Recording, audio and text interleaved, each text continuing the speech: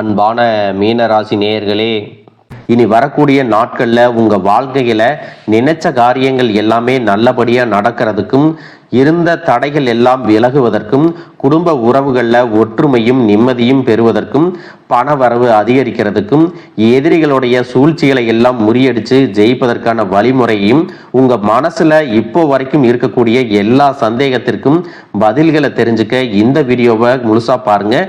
உங்களுக்கான தீர்வு நிச்சயமாக உங்களுக்கு கிடைக்கும். மீனராசி, பூரட்டாதி நட்சத்திரம் 4ஆம் பாதம், உத்திரட்டாதி நட்சத்திரம், ரேவதி நட்சத்திரங்கள் உள்ள மீனராசிக்காரங்க பொதுவாகவே இரக்க குணம் கொண்டவங்களா இருப்பாங்க. மற்றவங்களுக்கு உதவி செய்யறதுல ஆர்வம் காட்டுவாங்க. குரு பகவான் உங்களுக்கு ராசி அதிபதியாக இருக்கிறதால எப்பேற்பட்ட சவாலாக இருந்தாலும் தன்னம்பிக்கை மற்றும் விடாமுயற்சியால் எல்லாத்தையும் தனக்கு சாதகமாக மாற்றி காட்டுவாங்க. கலைத்துறையில் அதிகமான ஆர்வம் இருக்கும். மற்றவங்க மனசை அறியக்கூடிய ஆற்றல் இவங்களுக்கு இயல்பாகவே இருக்கும். சின்ன சின்ன விஷயத்துக்கெல்லாம் உணர்ச்சி வசப்படுவாங்க. பேசுறதுக்கும் பழகிறதுக்கும் இனிமையானவங்களாக இருப்பாங்க. இப்படி எல்லார்கிட்டையும் உண்மையான அன்பு செலுத்தக்கூடிய தூய உள்ளம் கொண்டவங்களா இருப்பாங்க. இவங்க வாழ்க்கையில எத்தனையோ கஷ்டங்களை எல்லாம் அனுபவிச்சுட்டு இதுக்கு மேல புதுசா நான் என்ன கஷ்டத்தை பார்க்க போறேன் அப்படின்னு எல்லாத்தையுமே சாதாரணமா எடுத்துட்டு கடந்து போகக்கூடிய அனுபவசாலிகளாகவும் இருப்பாங்க. எத்தனையோ கனவுகளோடவும் எதிர்பார்ப்புகளோடும் தான் இந்த 2026ஆம் ஆண்டுல நீங்க இந்த வாழ்க்கைய தொடங்கி இருக்கீங்க. இது வரைக்கும் உங்க வாழ்க்கையில நடந்த சில பண தடைகளுக்கும் ஆரோக்கியம் இல்லாம போனதுக்கும் என்ன காரணமா இருக்கு அப்படின்னா, சில நட்சத்திரங்கள் வரக்கூடிய நாட்கள்ல நீங்க பணத்தை மற்றவங்களுக்கு கடனா கொடுத்திருப்பீங்க. அதை திரும்ப வாங்க முடியாம இப்ப வரைக்கும் மன உளைச்சலுக்கு ஆளாகி தவிச்சிட்டு இருப்பீங்க. உடம்பு சரியில்லாம போய் ஹாஸ்பிட்டலுக்கும் அதிகமான செலவு செஞ்சிருப்பீங்க. இதுக்கெல்லாம் ஒரு ஜோதிட சூட்சமம் இருக்கு. அது என்ன அப்படின்னா, பரணி, கார்த்திகை, திருவாதிரை, ஆயில்யம், பூரம், பூராடம், பூரட்டாதி, கேட்டை, விசாகம், சித்திரை, சுவாதி, மகம் இந்த நட்சத்திரங்கள் வரக்கூடிய நாட்கள்ல கண்டிப்பாக மற்றவங்களுக்கு பணத்தை கடனா நீங்க கொடுக்க கூடாது. எமர்ஜென்சியை தவிர்த்து சிகிச்சைக்காக நீங்க மருத்துவமனைக்கெல்லாம் போகக்கூடாது. தவிர்க்க முடியல அப்படிங்கிற பட்சத்துல நீங்க வெளியூர்களுக்கு பிரயாணம் செல்லலாம். இதை மட்டும் நீங்க சரியா செஞ்சுட்டாலே உங்களுக்கு 70% பிரச்சனைகள் தீர்ந்துடும். கூடவே உங்களுக்கு நல்ல செல்வ வளம் பெருகணும், கடன் பிரச்சனைகள் இருக்கக்கூடாது அப்படின்னா உங்களுடைய வீட்டில் பூஜை அறைய நல்லா சுத்தம் செஞ்சுட்டு தானிய லட்சுமியோடைய புகைப்படத்தை வச்சு நவதானியங்களோட அரிசி, பருப்பு, உப்பு, சர்க்கரை இதையெல்லாம் ஒரு சின்ன மண் கலசத்துல நிரப்பி வச்சு தினமும் விளக்கேற்றி வழிபாடு செய்யலாம். இதை தினமும் செஞ்சுட்டு வந்தா உங்களுடைய வீட்டில் என்னைக்குமே உணவு பஞ்சம் இருக்காது. செல்வ வளம் அதிகரிக்கும். உங்களுடைய கடன் சுமை குறையும். விவசாயிகளுக்கு உற்பத்தி அதிகரிக்கும். உங்களுடைய பொருளாதார நிலை உயரும். கடந்த சில மாதங்களா பார்த்தீங்கன்னா உங்க வாழ்க்கையில நடந்த சம்பவங்கள், ஏமாற்றங்கள், துரோகங்கள் எல்லாமே உங்களுக்கு மிகப்பெரிய ஒரு அனுபவத்தை கொடுத்து இருந்தாலும் சில விஷயங்களை எல்லாம் இப்ப வரைக்கும் உங்களால ஜீரணிக்க முடியல. அதனாலேயே நிறைய நேரங்கள்ல மனசு வெறுத்து போய் இந்த வாழ்க்கையில இதுக்கு மேல நான் என்ன கஷ்டப்பட வேண்டி இருக்கு, எனக்கு இந்த வாழ்க்கையே பிடிக்கல அப்படின்னு சொல்லிட்டு இருப்பீங்க. இப்படி ஒரு வாழ்க்கை எனக்கு அமைஞ்சதுக்கு நான் வாழாமையே இருந்திருக்கலாம் அப்படின்னு கூட நெகட்டிவான எண்ணங்கள் உங்க மனசுல வரும். இதுக்கெல்லாம் என்ன காரணம் அப்படின்னு பார்த்தீங்கன்னா, நீங்க நினைக்கிறது ஒன்றும் நடக்கிறது ஒன்றுமாக இருந்திருக்கும். நீங்க செய்யக்கூடிய ஒவ்வொரு நல்ல விஷயத்தை கெடுக்கிறதுக்கும், உங்க முன்னேற்றத்தை தடுக்கிறதுக்கும், உங்களை அவமானப்படுத்துறதுக்கும் இங்க நிறைய நபர்கள் எல்லாம் முயற்சி பண்ணிட்டு இருக்காங்க. ஆனாலும் அவர்களுடைய சதிகளையும் சூழ்ச்சிகளை எல்லாம் தாண்டி இப்போ வரைக்கும் நீங்க ஓரளவுக்கு நல்லா இருக்கீங்க அப்படின்னா உங்ககிட்ட இருக்கக்கூடிய நல்ல எண்ணங்களும் கடவுள் பக்தியும் இதுவரைக்கும் நீங்க செஞ்ச நல்ல விஷயங்களும் தான் உங்களை காப்பாத்தி இருக்கு. இதுக்கு முன்னாடி நல்ல உறவுகளாகவும் நண்பர்களாகவும் இருந்தவங்களே உங்களுக்கு சில துரோகங்களை எல்லாம் செஞ்சு உங்க வாழ்க்கையை கெடுக்கணும் அப்படின்னு நினைக்கும் போது யார் நல்லவங்க யார் கெட்டவங்க அப்படின்னு தெரியாம எல்லாரையும் சந்தேகப்படுற மாதிரியான ஒரு சூழ்நிலை இருந்திருக்கும். உங்க வாழ்க்கையில நடந்த சில சம்பவங்களுக்கு அப்புறம்தான் சில நபர்கள் எந்த அளவுக்கு பொறாமையோடவும் வன்மத்தோடவும் இருந்திருக்கிறாங்க அப்படிங்கிறத ஓரளவுக்கு புரிஞ்சிருப்பீங்க.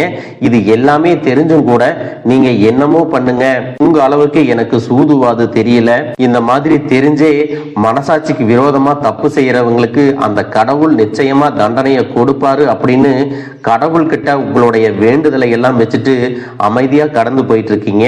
உங்க மனசுக்குள்ள எத்தனை ஆதங்கம் இருந்தாலும் இப்ப இருக்கக்கூடிய சூழ்நிலையில தான் உண்டு தான் வேலை உண்டு அப்படின்னு தான் நீங்க போயிட்டு இருக்கிறீங்க. மற்றவங்க மாதிரி இல்லாம கஷ்டத்தையும் கண்ணீரையும் மறைச்சிட்டு வெளியே சந்தோஷமா இருக்கிற மாதிரி நடிச்சிட்டு இருக்கிறீங்க. இந்த வாழ்க்கை உங்களை எப்படி புரட்டி போட்டாலும் முடக்கி வச்சாலும் நீங்க எப்பவும் போல சாதாரணமாவே இருக்கிறதால உங்களை சுத்தி இருக்கிறவங்க எல்லாருமே இவங்களுக்கு என்னப்பா ஓஹோன்னு ஜாலியான வாழ்க்கை வாழ்றாங்க அப்படின்னு சொல்லுவாங்க.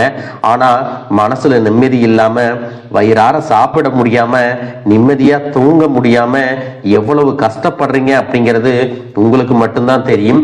இந்த மாதிரி உங்க வாழ்க்கையில திடீர்னு ஒரு பிரச்சனை அப்பப்போ வந்துட்டு தான் இருக்கு. அதையெல்லாம் எல்லா இடத்துலயும் நீங்க கடந்து வந்துட்டு தான் இருக்கீங்க. இந்த மாதிரி நீங்களா ஏதோ தட்டு தடுமாறி எந்திரிச்சு நிக்கிறப்போ உங்களை குறை சொல்றதுக்குன்னே நிறைய பேர் தேடி வருவாங்க. நீங்க 1000 நல்ல விஷயம் செஞ்சாலும் அதையெல்லாம் பாராட்டி ஒரு வார்த்தை கூட சொல்ல மாட்டாங்க. அதுவே உங்களுக்கு தெரியாம ஒரு தப்பு நடந்துட்டாலோ உங்களுக்கு சம்பந்தமான ஒருவர் தப்பு செஞ்சுட்டாலோ அது இந்த உலகத்துல யாருமே செய்யாத தப்பு மாதிரி குத்தி காட்டிட்டே இருப்பாங்க. அவங்களுடைய நோக்கம் என்னவா இருக்குன்னா நீங்க நல்லா இருக்கணும் அப்படிங்கிறத விட நீ முன்னேறிடக்கூடாது அப்படிங்கறதுல ரொம்பவே கவனமா இருப்பாங்க. நண்பர்களாக இருந்தாலும் சரி, சொந்தக்காரங்களாக இருந்தாலும் சரி, அவங்க தேவைக்குனா மட்டும் உங்ககிட்ட வந்து பழகுவாங்க. அந்த தேவை முடிஞ்சிச்சு அப்படின்னா உங்களை விட்டு விலகி போயிடுவாங்க. இப்படி மற்றவங்களுக்காக எல்லா விஷயத்தையும் செய்யக்கூடிய உங்களுக்கு ஏதாவது ஒரு அவசரம் ஒரு உதவி தேவைப்படுது அப்படின்னு போய் நின்னா உங்களுடைய சூழ்நிலையை புரிஞ்சுக்காம அவங்க 1000 கேள்விகளை கேட்டுட்டு அதுக்கப்புறமா சின்னதா ஒரு உதவி செய்வாங்க.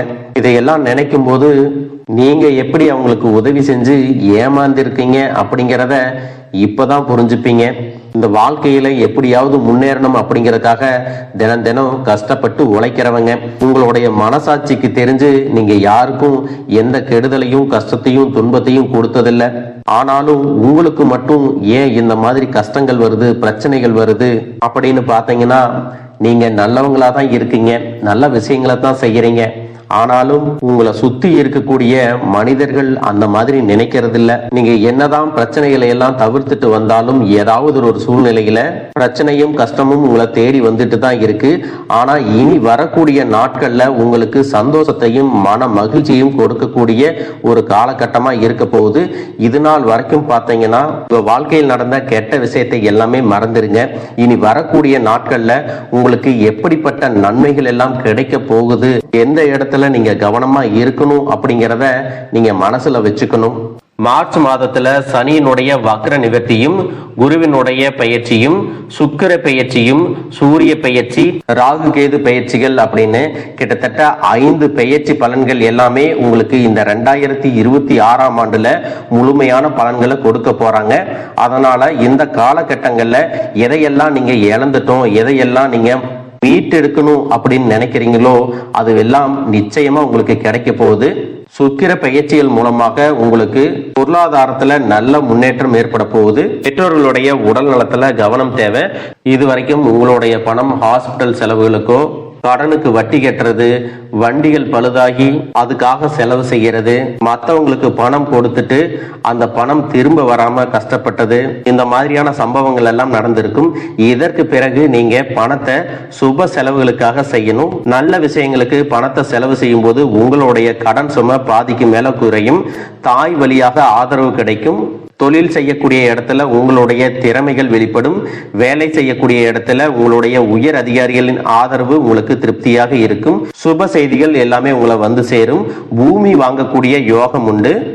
வீடு கட்ட ஆரம்பிச்சு அந்த வேலைகள் பாதியில நிக்குது அப்படின்னா அந்த வேலைகள் எல்லாமே உங்களுக்கு சிறப்பா முடியும். உடன்பிறப்புகளின் திருமண முயற்சிகள் கைகூடும். புதிய வாகனங்கள் வாங்குறதுல ஆர்வம் காட்டுவீங்க. தொழில எதிர்பார்த்ததை விட கூடுதலான லாபம் கிடைக்கும். ஆரோக்கியம் சீராகி உற்சாகத்தோட எல்லா வேலையும் செய்வீங்க. அரசு வேலைகள்ல இருக்கிறவங்களுக்கு மேலதிகாரிகளுடைய ஆதரவு கிடைக்கும். உங்களை விட்டு விலகி சென்ற சொந்தங்கள் எல்லாமே திரும்ப வந்து சேருவாங்க. சகோதர ஒற்றுமை வலுப்படும். நிழல் கிரகங்களான ராகு கேது பயிற்சியில பாத்தீங்கன்னா உங்களுக்கு மறக்க முடியாத சில சம்பவங்கள் எல்லாமே உங்களுடைய வாழ்க்கையில் நடக்கும். இந்த காலத்துல குடும்பத்திலையும் தொழிலையும் நீங்க கூடுதலான கவனத்தை செலுத்தணும். உங்களுடைய கடின உழைப்பால லட்சியத்தை அடையணும் அப்படிங்கறதுக்காக ஒரு பிளான் போட்டு வச்சிருப்பீங்க. அது எல்லாம் உங்களுக்கு கையில கிடைக்கிற நேரத்துல சில தடைகள் வந்து சேரும். அதன் மூலமா பண தடைகள் உங்களுக்கு வரும். அதன் மூலமா உங்களுக்கு பணம் வருவது சில தாமதங்கள் ஏற்படும். வியாபாரத்துல போட்டிகளை எல்லாம் நீங்க சந்திக்க வேண்டியது இருக்கும். குடும்ப உறவுகள்ல நீண்ட காலமாக இருந்த திருமண தடைகள் எல்லாமே நீங்கும். கல்யாண பேச்சு கைகூடும். சின்ன வயசுலயே கணவன் மனைவி பிரிஞ்சிருக்காங்க அப்படின்னா விவாகரத்து பெற்றதுக்கு அப்புறம் அவங்களுக்கு இரண்டாவது திருமணம் கைகூடக்கூடிய வாய்ப்புகளும் இருக்கு. உறவினர்களோடு இருந்த மனக்கசப்புகள் எல்லாமே மாறும். ஆரோக்கிய தொல்லை உங்களுக்கு அதிகரிக்கும். அரசு வழியில சில சிக்கல்கள் உருவாகும். தன்னம்பிக்கையும் தெய்வ நம்பிக்கையும் அதிகமாக தேவைப்படும். இந்த காலகட்டத்தில் ஆரம்பத்தில் உங்களுடைய வளர்ச்சிக்கு காரணமாக இருந்தவர்களே உங்களுடைய வளர்ச்சியை பார்த்து பொறாமப்பட்டு எதிரிகளாக மாறக்கூடிய சூழ்நிலையும் இருக்கும். குடும்ப தலைவர்களுக்கு குடும்ப உறுப்பினர்களாலேயே சில தவறான புரிதல் மற்றும் அளவுக்கு அதிகமான சிந்தனையால மன அழுத்தம் அதிகமாகி உடல் ஆரோக்கியம் பாதிக்கப்படும். உடல் பருமன் அதிகமாகக்கூடிய சூழ்நிலை இருக்கு. சின்ன சின்ன விஷயத்துக்கெல்லாம் கோவப்படுவதை தவிர்த்துக்கணும். இந்த மன அழுத்தத்தை குறைக்கிறதுக்கு ஆன்மீக வழிபாடு அவசியம். தியானம் செய்யறது, யோகா பண்றது, தன்னுடைய உடல் நலம் எவ்வளவு அவசியம் அப்படிங்கிறத சுயமா புரிஞ்சுக்கிறதன் மூலமாக இந்த பிரச்சனைகளை எல்லாம் தவிர்க்கலாம். நீங்க கணவனாக இருந்தாலும் சரி, மனைவியாக இருந்தாலும் சரி, உங்களுடைய வாழ்க்கை துணை மேல அதிகமா அன்பு காட்டுங்க. அவங்க எந்த விஷயத்தை செஞ்சாலும் அதுல இருக்கக்கூடிய நல்ல விஷயத்தை சொல்லி பாராட்டுங்க. சில நேரத்துல உங்களுக்காகவே அவங்க மெனக்கெட்டு ஏதாவது ஒரு விஷயத்த செய்வாங்க.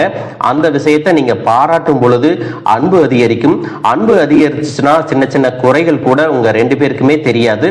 குழந்தைகளுக்காகவும் குடும்பத்திற்காகவும் அதிக முக்கியத்துவம் கொடுத்து நேரத்தை செலவிடுங்க. கணவன் மனைவிக்கிடையே அந்யோன்யம் அதிகரிக்கும்.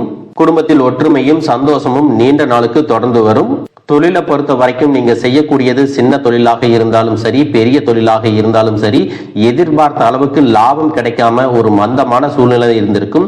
இதற்கு பிறகு நல்ல நல்ல வாடிக்கையாளர்கள் கிடைப்பாங்க. உண்மையான வேலையாட்கள் கிடைப்பாங்க. நீங்க எதிர்பார்த்த மாதிரி நல்ல லாபம் கிடைக்கும். புதிய கிளைகளை எல்லாமே தொடங்குவீங்க. வங்கிகளிடமிருந்து உங்களுக்கு நிதி உதவி கிடைக்கும். பணப்புழக்கம் அதிகரிக்கும். வாடகை இடத்துல இருக்கிறவங்க புதிய இடங்களை வாங்குவீங்க. சிலருக்கு பாத்தீங்கன்னா வேலை செய்யக்கூடிய இடத்துல வேலை செய்யறவங்களோட சின்ன சின்ன பிரச்சனைகள் வரும். செய்யாத தவறுகளுக்கு பழி ஏத்திக்கிற மாதிரி இருக்கும். தெரிஞ்ச சிலர் அவங்களுடைய உழைப்பை திருடுவாங்க. உங்களுடைய திறமைகளுக்கும் உண்மையான உழைப்புக்கும் மதிப்பு கொடுக்க மாட்டாங்க. இதனாலேயே இந்த வேலையில தொடரலாமா இல்ல வேற வேலைக்கு போலாமா அப்படின்னு ரெண்டு விதமான மனநிலை இருந்துட்டு இருக்கும். இந்த மாதிரியான குழப்பமான சூழ்நிலையில அவசரப்பட்டு எந்த முடிவுகளையும் எடுக்காம நிதானமா யோசிச்சு முடிவுகளை எடுக்கும் போது அதுவெல்லாம் உங்களுக்கு நல்ல பலன்களை கொடுக்கும். அரசு வேலைகள் மற்றும் போட்டித் தேர்வுகளுக்கு படிச்சுட்டு இருக்கிறவங்களுக்கு உங்களுடைய விடாமுயற்சி மற்றும் கவனச்சிதறல் இல்லாம தொடர்ச்சியாக பயிற்சி செய்யும் பொழுது இந்த 2026ஆம் ஆண்டுல நிச்சயமாக அரசு வேலை கிடைக்க போகுது. உங்களை பொறுத்த வரைக்கும் நீங்க தனியாக இருக்கும்போது சாதாரணமா தான் இருப்பீங்க. உங்களுடைய சிந்தனை எல்லாமே நல்ல விதமா தான் இருக்கும். ஆனா உங்களுடைய சேர்க்கை மற்றும் தவறான நண்பர்களுடைய சேர்க்கை வந்துச்சுன்னா தேவையில்லாத போதை பழக்கத்திற்கு அடிமையாகிறது. கஷ்டப்பட்டு உழைச்சு சம்பாதிச்ச பணத்தை தவறான இடங்கள்ல முதலீடு செஞ்சு ஏமாறக்கூடிய வாய்ப்புகளும் அதிகமாக இருக்கு. புதிய தொழில் மற்றும் முதலீடுகள் செய்யும் பொழுது அது நல்லதா கெட்டதா அப்படின்னு எல்லா இடத்துலையும் ஆராய்ஞ்சு பார்த்து முடிவெடுப்பது உங்களுக்கு நல்ல பலன்களை கொடுக்கும். என்னதான் உங்களை வீழ்த்தணும், உங்களை தோற்கடிக்கணும், உங்களை கெடுக்கணும் அப்படின்னு எத்தனை பேர் முயற்சி செஞ்சாலும் அந்த முயற்சிகளை எல்லாம் தோற்கடிப்பீங்க. அவங்கள நீங்க ஜெயிச்சு வருவீங்க. போலியான உறவுகள் மற்றும் விரும்பத்தகாத நபர்கள் உங்களை விட்டு விலகி போவாங்க. புதிய நண்பர்களுடைய சேர்க்கை உங்களுக்கு ஆறுதலை கொடுக்கும். இந்த மாதிரி புதுவிதமான மாற்றங்கள் எல்லாமே உங்க வாழ்க்கையில நடக்க போகுது. நல்ல விஷயங்களை மட்டும் செய்யுங்க. உங்களுக்கு நல்லதே நடக்கும். வாழ்க வளமுடன், வாழ்க பல்லாண்டு.